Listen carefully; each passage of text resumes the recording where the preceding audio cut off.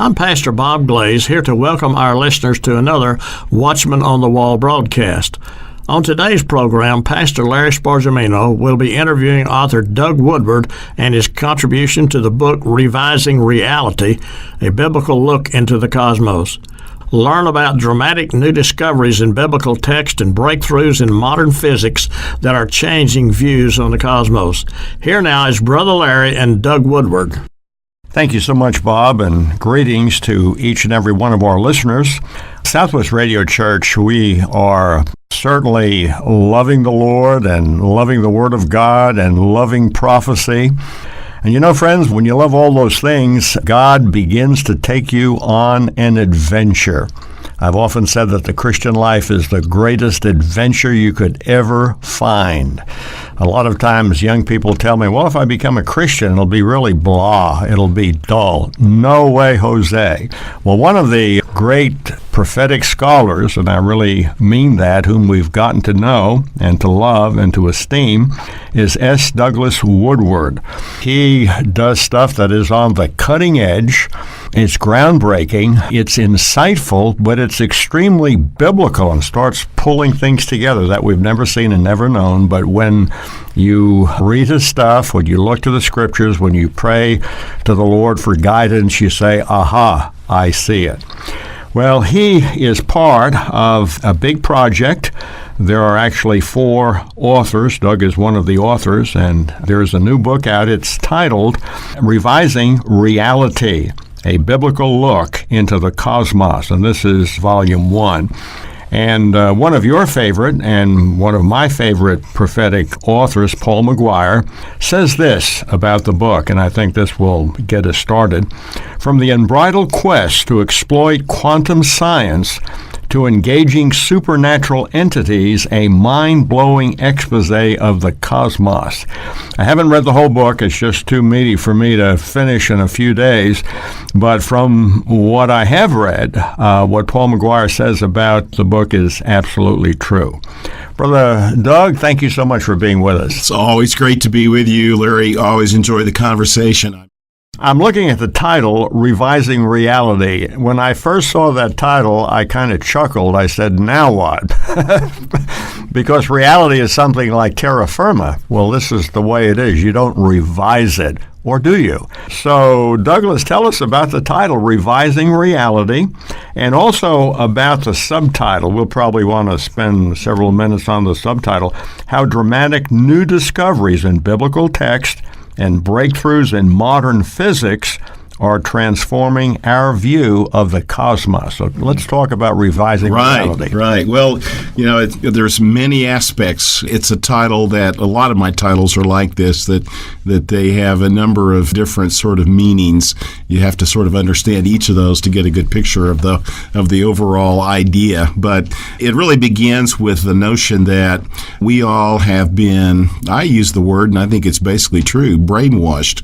We've all been brainwashed in the education that we've gotten, the TV shows that we watch, the movies that we see, and we have been, taught things like the Big Bang Theory, the ever-expanding universe, the universe eventually dying a cold death and entropy when it basically all the stars and galaxies move so far apart from one another that, essentially they're in isolation. We've been taught evolution. We've been taught all of these things. Some people, a lot of your audience probably are like me. They're a little older. I'm in my 60s. We remember Carl Sagan. We remember the 1980 TV show Cosmos. It was the most popular, and still remains worldwide, the most popular public television show of all time. And Cosmos is, though, basically a statement of belief about the nature of the universe from an atheistic perspective. And while it's a wonderful program, and Carl Sagan really was a wonderful man, there's no question he was an atheist. He didn't believe in God and didn't believe in the creation and may have believed in extraterrestrials, certainly was curious about whether or not there was life out there. And so this is sort of the school of thought that we all grew up in, were educated in, the TV shows that we watch, current day shows like Through the Wormhole with Morgan Freeman, all these kinds of shows, they educate us, they brainwash us into believing in a universe that God did not create. And as Carl Sagan says, he says, the cosmos is all that was, is, or ever will be. And of course, as Christians, we believe the cosmos was created by God. The cosmos as it is today is almost a parenthetical comment. Before was eternity, afterward will be eternity. The Bible, of course, we argue is a cosmos or a cosmological book. It begins talking about the creation of the heaven and the earth, the creation of humankind, and it ends with a very new cosmos, the New Jerusalem, coming to be the dwelling place for believers. So we make the statement the Bible is a cosmological book, and the story is one that's placed in the context of the cosmos. Well, you quote Carl Sagan, and you explain some of it, where he puts his hope in the awe that we feel when we look at the universe, like, oh, wow. But when I look at that, and I've read some of his writings, it seems like if that's the best we can do, we have good reason to be filled with despair. Maybe we all need to go to some mountaintop and get high on pot or whatever, peyote or whatever else. I mean, I can see there's no hope if that's all that there is. Yeah. In fact, the book makes a statement. It's on page 16. I think it's so wonderful. We matter because we matter to God. If you don't see that, if you don't understand that, you will be filled with despair. That's right. I had kind of a philosophy education in my college days and studied a big word called existentialism, which was a big sort of dominant philosophy that kind of grew out of World War II, very despairing, point of view. As I say in the book, that, Carl Sagan looks at the cosmos, looks at these beautiful pictures of Orion or of these nebulas or of these galaxies, and he says, wow, isn't that beautiful? Isn't it great that we're all just a part of this cosmos? And an existentialist like a Jean-Paul Sartre would look at it and say, isn't it despairing that there's no meaning? Humanity is a small little creature of insignificance. Essentially, that's what Sagan says, too. He says that we're on a tiny planet orbiting an average sun. We're on the outside of a Milky Way galaxy that billions, of course he used to say this, billions and billions, one of billions and billions of galaxies. And so the emphasis is on man's insignificance. And of course, I try to say humanity as opposed to man being inclusive. But that's really the biblical statement of the cosmos could not be more opposite. The biblical statement of the cosmos is God created man. In the beginning, he created man. Male and female, he created them. In his image, he created them. The cosmos, as the Bible tells the story, is about the relationship of God the Creator and humankind, who really is his crown of creation. And of course, we sinned. We are in need of redemption. And that, of course, sparks another amazing cosmological statement, that the God that created all of these stars and galaxies decided to come to Earth and live as one of us, as a human being, and he died on the cross to redeem us. And so humanity is forever stamped with significance because God created us in his image, and he died for us to redeem us so that he could live and we could live with him in relationship for eternity. That's the Bible's view of the cosmos in a nutshell. Well, you speak a lot about cosmology, and it's a good term. But when you hear that word cosmology, you say, is that something like what they do with nails or cosmetologists? Tell us what cosmology really is. And does the Bible have a unique cosmology? Yes. Well, first off, the cosmetology is the word that probably most of the listeners are probably more familiar with than cosmology, and I have some fun with that and some of the things I've written.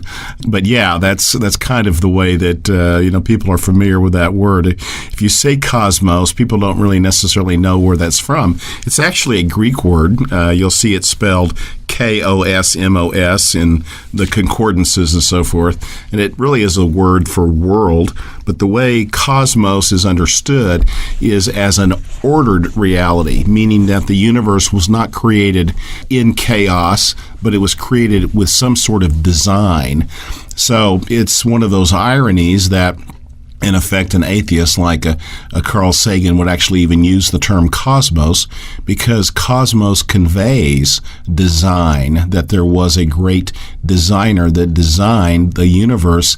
And we believe, and of course others believe as well, I think of the Discovery Institute out where I lived for 20 years in Redmond, Washington, that talks about teleology, which is the another Greek word for teleos, or design, that there is a design. In fact, the universe was created in a very specific way so that we can live in it and we can survive in it. And that, as one understands the science, the more you understand, the more you're amazed at just the delicate balance that has to exist of all the different factors. And this is really, again, talking about the nature of the fact that the sinner, really humankind, despite its flaws and its sin, is at the center of God's cosmology.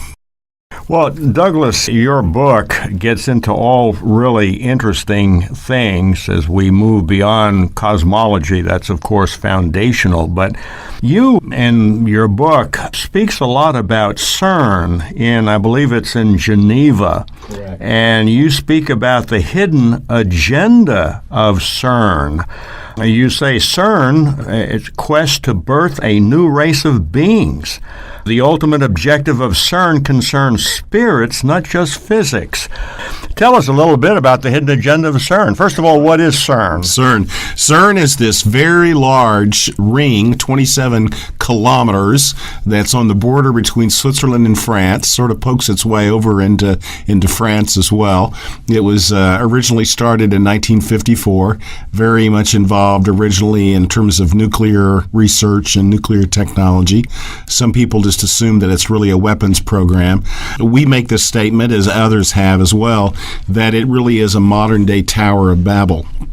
We say that for lots of reasons, but CERN is mostly noted as the particle collider, this giant ring that sends particles, in the past protons, around this ring at near the speed of light, and it literally crosses the streams. Remember that in Ghostbusters, if folks saw that movie, we were warned, don't cross the streams. Well, they do intentionally at CERN because they want these particles to collide, and when they collide, they spin off all kinds of strange particles. They were in search of what was called the God particle, the Higgs boson particle. They generate colossal energies in the course of doing these collisions. Well, would there be a nuclear explosion on the border of Switzerland and France? In effect, there's a very tiny nuclear explosion that occurs in microseconds. It generates massive amounts of power, but it exists for less than, perhaps a billionth of a second. But that is part of what they're trying to do. They're trying to understand the nature of reality. Now, where it gets sinister is that they also are searching for ways, and this is not conspiracy theory, this is what they say they're trying to do. They are trying to open portals into other universes. You're talking about stargates, parallel literally realities. Stargates. Wow. They are trying to break what's known as the strong force in the universe, the gluon, and I won't go too far into physics here, but basically they're trying to break the gluon, this little tiny, we call them quanta, which quanta or quantum physics means the tiniest particle, the tiniest space that we can conceive of, and that's what the quanta are. We talk about quantum computing and so forth and so on. We get into all of these issues because they ultimately tie into eschatology. They tie into this idea of opening the abyss. And what we believe that they're really attempting to do is to open portals and to look at and open to new dimensions. Right. Now, there are, you're just touching off a whole bunch of stuff in my brain. I don't know if that's good or bad. Hopefully good. Hopefully good. But I'm thinking about Mount Graham in southeastern Arizona. There is actually a Jesuit observatory on top.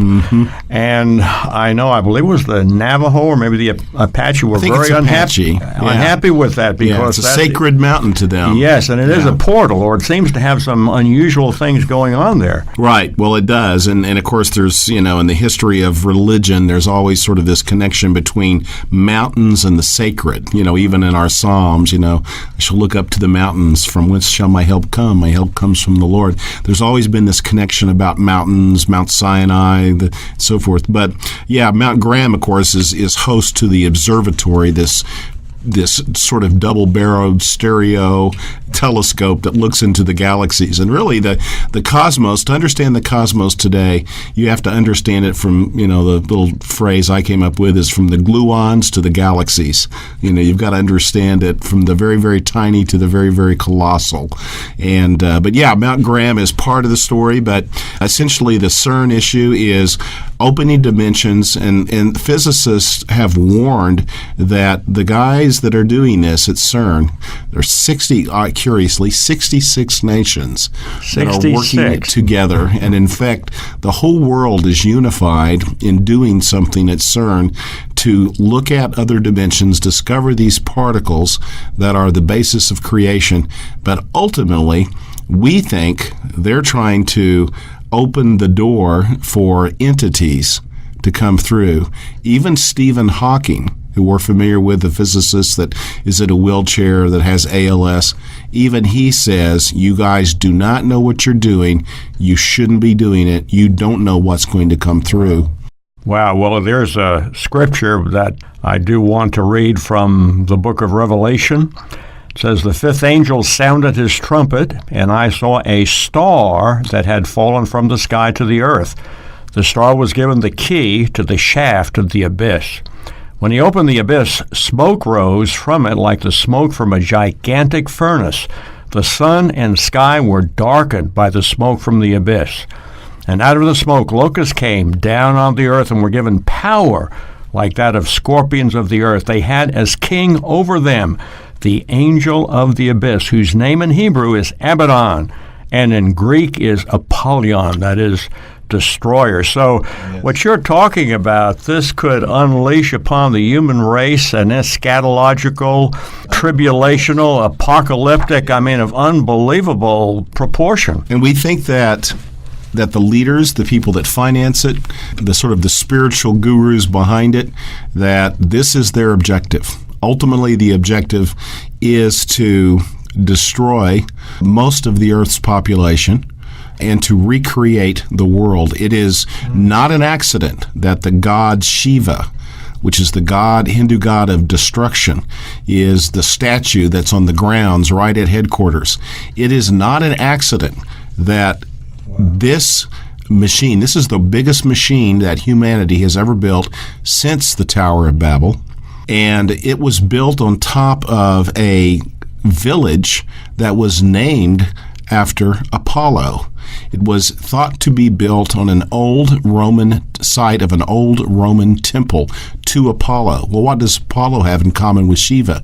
Apollo is the Greek and the Roman god of destruction. And what the belief is that they seek to rebuild the planet and rebirth the human race. But to do so, they must first destroy it.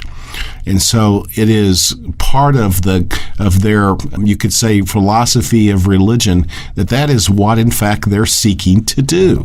And so it becomes an extremely sinister agenda that they have, and we talk about that, and believe me, we can barely scratch the surface on the level of depth that this whole thing gets into regarding this issue of destroying the world and remaking it, and, in fact, unleashing the powers of the abyss upon this world.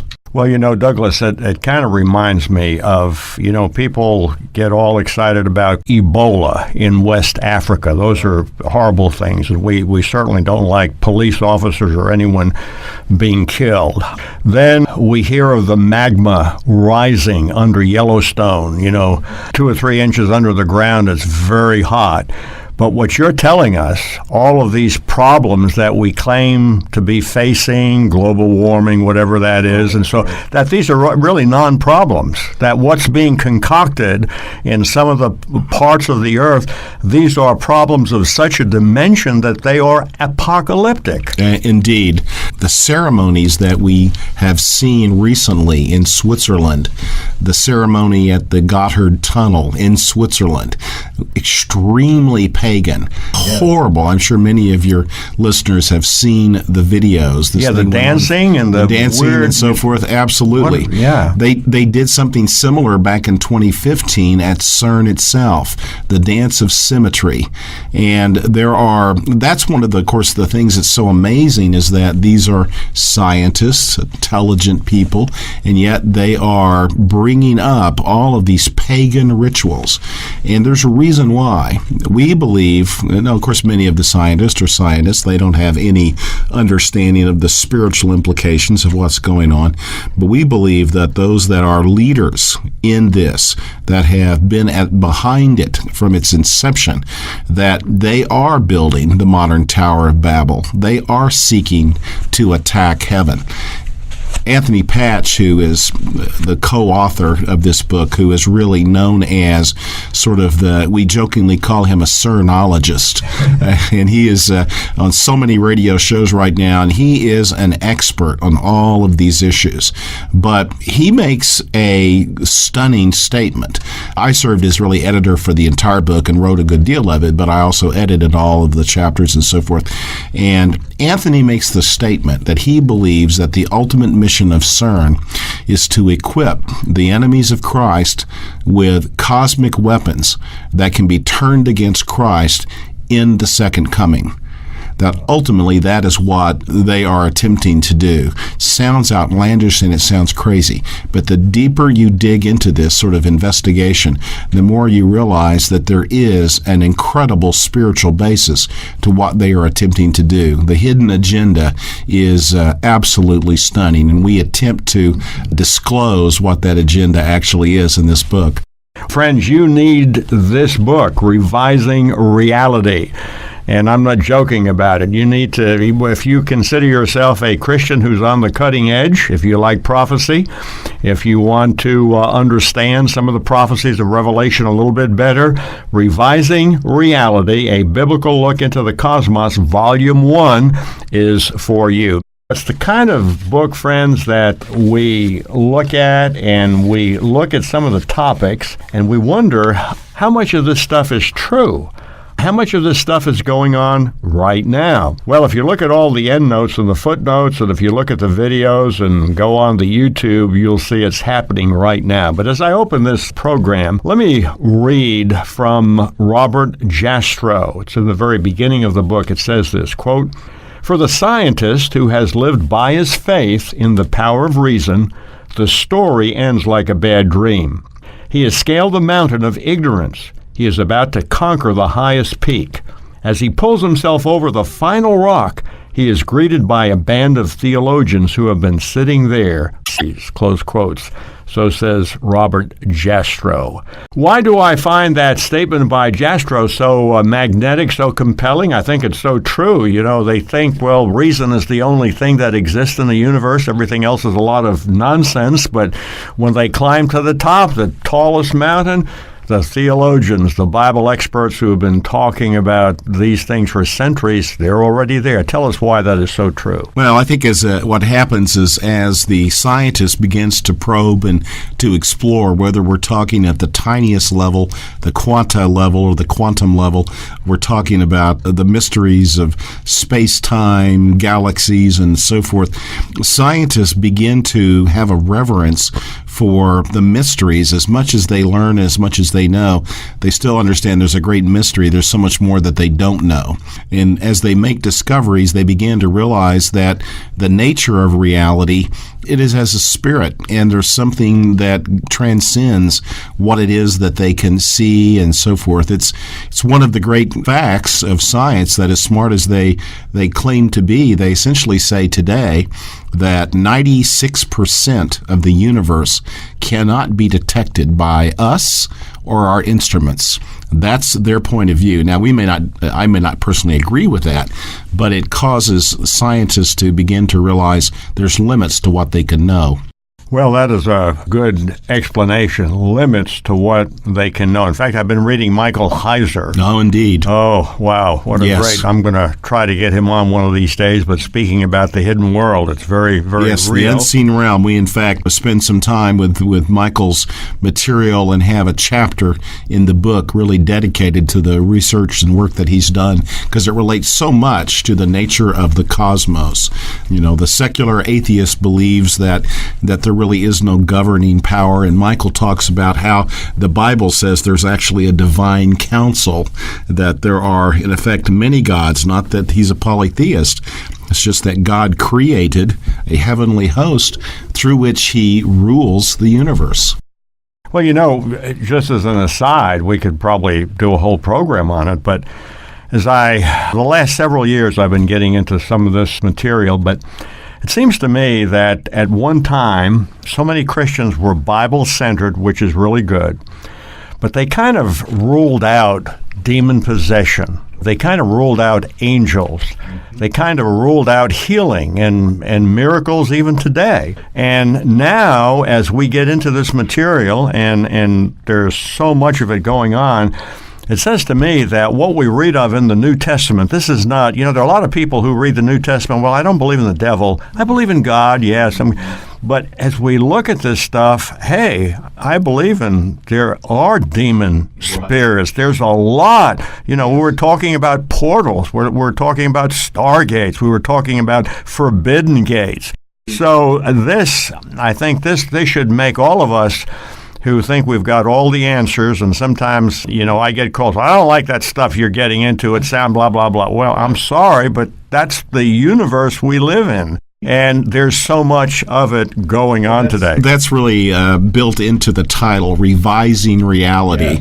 Yeah. That we're challenging Christians. We're saying to them, whether you're talking about new alternative understanding in physics, or you're talking about a Michael Heiser who's doing some great work in ancient texts and helping us to get new insights into ancient texts in the Bible, both of those are really shattering this sort of secular atheistic view of the cosmos that we were taught in schools and have been taught in television programs. And so Revising Reality is saying to Christians, you need to wake up. The reality that we are learning about today is very supernatural. And so there are so many things going on.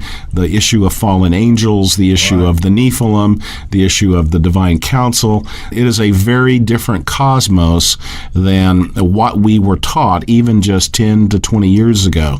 So many new insights. I think, as I look, Tom and Donna Howell and I have finished a book called Final Fire on revival. I believe I know revivals are happening at the present time, but it seems to me that as the church is awakened to what we're talking about, to the reality of that unseen world, that God is preparing us to be true prayer warriors, to really engage in spiritual warfare, to realize that our problems are not basically what we see, it's what we don't see. For we wrestle not against flesh and blood, but against principalities, against powers, against the rulers of the darkness of this world, so on and so forth. And perhaps you and I, and programs like this, we are actually equipping the church to stand strong in the last days, because if we're going to stand strong, we have to know this material. That is the spiritual impetus behind why we wrote this book. We believe we're moving into a very critical time where if you don't understand the nature of reality, you're not going to be in a position to do the spiritual warfare that is going to be required. Well, getting back to that, we want to kind of just review a bit. We did speak about the hidden agenda of CERN, and you spoke very eloquently about that the ultimate objective of CERN concerns spirits and not just physics. You spoke about the fact that CERN quests to birth a new race of beings. This is actually what they're seeking to do. But there's a connection to Berkeley, our own lovely Berkeley. Tell us what the connection is. Lawrence Livermore, the Berkeley accelerator. Yeah, accelerators, although CERN in Geneva, France, is this 27 kilometer, about 17-mile long ring for colliding particles. Particle acceleration has been done for quite some time. What most people don't realize is that there's a very strange connection between particle accelerators and DNA sequencing.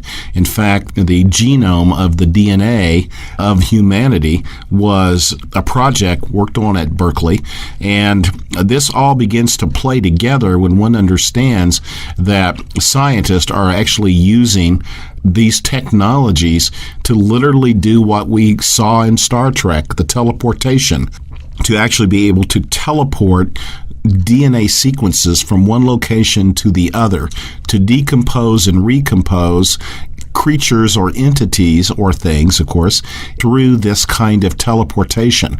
And so it opens the door to some incredible possibilities, and in fact, things that we're seeing in genetics. The idea of creating chimeras or mixtures of creatures, hybrids. We talk about all those kinds of things in this book, and we point out the very sinister connection between particle accelerators, DNA sequencing, and the quest to build a new human race. All of these things are connected, and it is stunning when one begins to unlock the mysteries of what scientists are really attempting to accomplish. Yeah, we seem to be, and I see it not just in talking to you or reading your book, but we seem to be on the edge of something that is absolutely demonic, absolutely sinister, where there is obviously a well-orchestrated plan to do everything possible to remove the testimony of Jesus Christ. I mean, you were talking before about them getting together and planning to shoot Jesus out of the sky as he comes back. To kill God. To kill God. And not only is it a few crackpots, but it's well-known people who are highly credentialed. Now tell us about, let me read from physicists Michael Turner and Frank Wilczek. Quote, "Without warning, a bubble of true vacuum could nucleate somewhere in the universe and move outwards at the speed of light. And before we realize what swept by us, our protons would decay away." And that's about the strangelets. Tell us about those strangelets. For 30 years or more, certain scientists have been criticizing the work at CERN at Geneva and expressing scientific reasons why what they're doing could literally destroy the universe. Even Stephen Hawking, who most of your listeners are familiar with, the great scientist that suffers from Lou Gehrig's disease, ALS, and is confined to a wheelchair, one of the smartest men in the world, and even he says that what they're doing they should not be doing, attempting to open portals to let potential entities come through these portals. It is stunning that scientists are talking about these things. The notion of strangelets, whenever particles are collided and they generate powers greater than 10 tera-electron volts, which is 10 trillion volts, which is what happens at CERN, they create these little particles called strangelets. Anthony Patch, this is his research. He's one of our authors and is really regarded as sort of the expert on the meaning of CERN from a Judeo-Christian perspective. But he talks about strangelets. Strangelets are little particles that are created by these massive, powerful collisions at CERN. Strangelets sink to the center of the Earth. They sink and they stabilize at the center of the Earth. They are known as the most explosive force in the universe. If you believe in the Big Bang, they were at the center of the Big Bang. Once enough strangelets accumulate at the center of the Earth could be transformed into a neutron star, which basically would be really bad for life on Earth. Some scientists say this could happen based upon what CERN is doing within 10 to 100 years. And so there are massive dangers that are going on there, not to mention the spiritual dangers. CERN was built intentionally on top of the Temple of Apollo, the Greek and Roman god of destruction, supposedly an opening to the abyss. You think these scientists are purely doing these things coincidentally? No, there's a spiritual basis to what they're doing, and we talk about that. Well, let's talk about Saturn, from Saturn to the abyss. This idea of Saturn containing a black cube at its center, and the idea of this cube being a phantom zone, the thought that maybe it's the place of imprisonment for fallen angels. What do you know about that? There's all sorts of speculation. I was staggered as because I've studied the paranormal and the occult and the implications of that and the history of that in the United States. But in doing the research for this book, I was really stunned to learn that at the core of some of the most sinister and evil occult sects or secret societies, the occult, is a worship of Saturn. Saturnalia, of course, is the Roman holiday that is typically celebrated around the 27th of December, and that Christians are accused of merely adopting and taking the birth of Christ and placing it on top of that. But it turns out that the worship of Saturn has some enormous basis in history. It gets into concepts called the electric universe, into the possibility that the cosmos, our solar system, was quite different, perhaps as recently as 10,000 years ago, in which the sun, our sun, was not our sun at that time, but the sun was actually Saturn. And this is the basis of Saturn worship. Perhaps the most evil occult society was known as the Brotherhood of Saturn. It was a German occult society that actually gave birth to Aleister Crowley and to his Ordo Templi Orientis. Crowley, of course, was the famous English occultist that lived around lived in the 1910s to 1940s, in that time frame. And the issue of Saturn is at the core of this. When one begins to go and look at this issue of the black cube, you find some startling things. The filmmaker Stanley Kubrick, who did a number of films, 2001: A Space Odyssey, Eyes Wide Shut, Clockwork Orange, he was obsessed with the fact that there was a world elite that at its core were Saturn worshipers. And his idea of the black monolith, those that saw 2001 and may remember the black monolith, well, this was the black cube. Curiously, Hollywood made him change the planet in the movie that Arthur C. Clarke originally had written about the black monolith associated with Saturn. Hollywood made him change it to Jupiter. Perhaps because they did not want to draw attention to the fact that Saturn is at the core of the occult cults. And so, remarkable. The black cube we see in dozens of movies. We see it pictured as statues all around the world. If you just were to go in and Google and just type in the black cube, you would be astonished at how many, in effect, you could say statues or you could say shrines there are built to the black cube.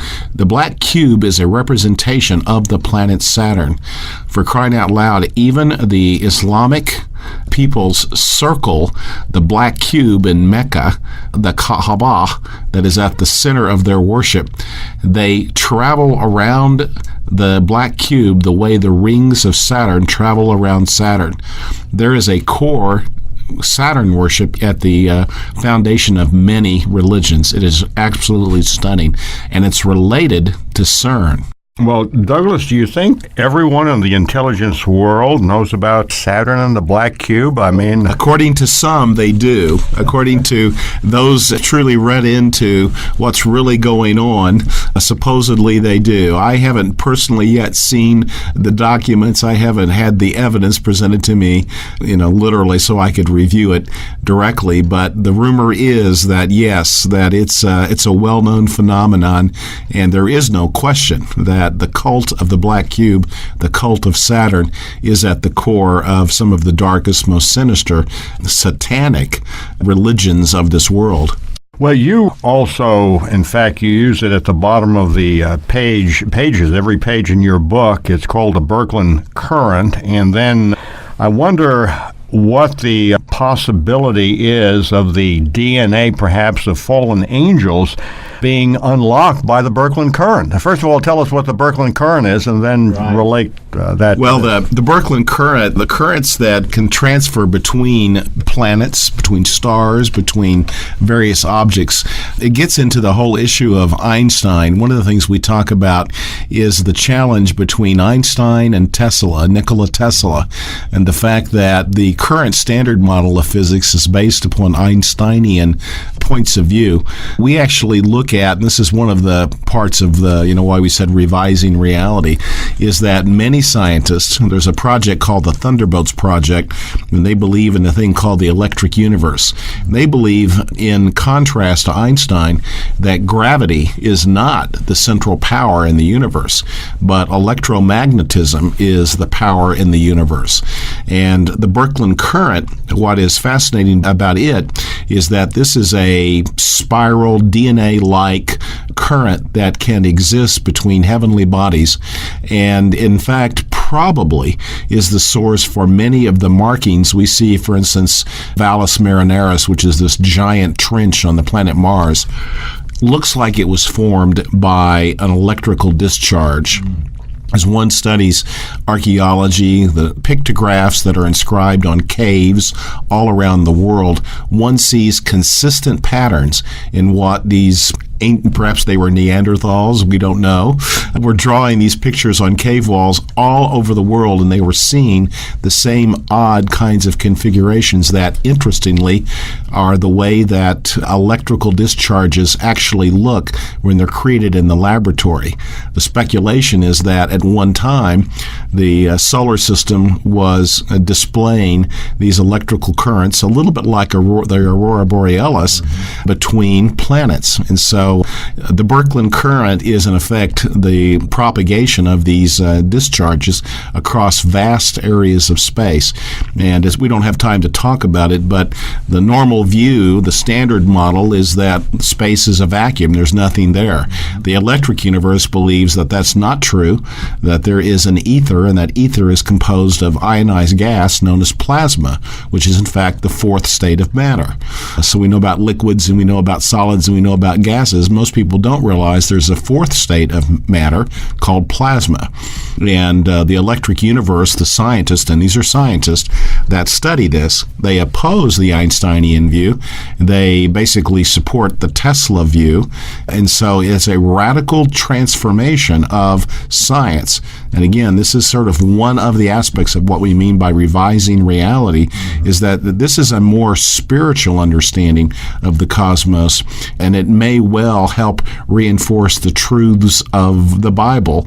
And so it's why it's so intriguing to us. I think it really does. I don't see any of this as being anti-Bible. I think for those of us who believe in the Lord Jesus Christ and we're indwelt by the Holy Spirit and we have the hope of eternal life, we're looking for the trumpet to sound and the dead to rise in Christ. I think this is very exciting. Now, we don't have time to get into it, but some of the issues that, and I'm letting our listeners know because they'll want to get the book, but some of the issues that the book develops deals with the question, will CERN's currents become the key that unlocks the abyss? If you've been following in our conversation, you will see how that is a natural question. And then the question of the Scorpion King. Will he be sprung from his imprisonment? Now, we certainly don't have time to get into that either, but you will get all of that and much more in this amazing book, Revising Reality. And we do thank Douglas Woodward for being with us.